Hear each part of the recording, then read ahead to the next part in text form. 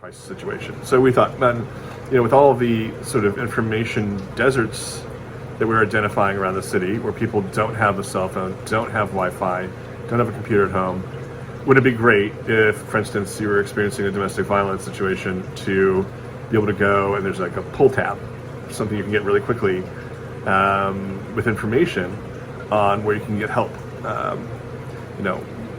Domestic violence is one example, addiction, mental health, hunger, poverty. Many people just don't know how to access SNAP benefits, or eviction services.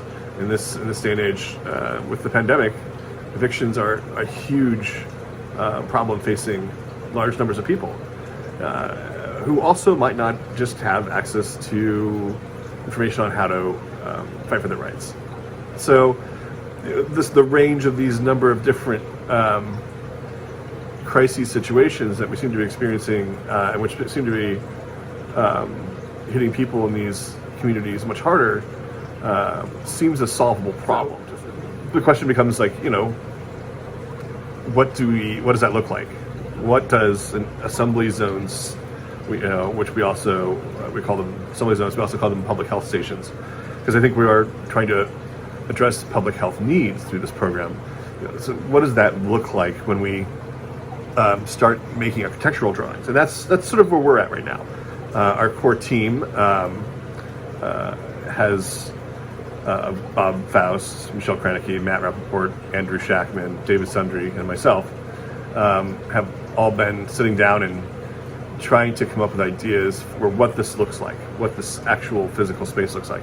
So we've received some support from the Chicago Community Foundation in partnership with the Design Trust Chicago and Little Village Chamber of Commerce to manufacture a prototype, which we'll be doing in September and October of 2001. So that's the basic overview of the program. And what we're asking you to do today is help us do it. Help us meet our goals. Thanks for listening. All of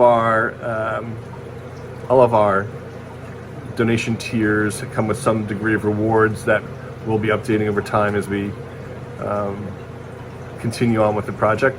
So check back in often and have a look at our website, bridge-chicago.org. And thanks for listening.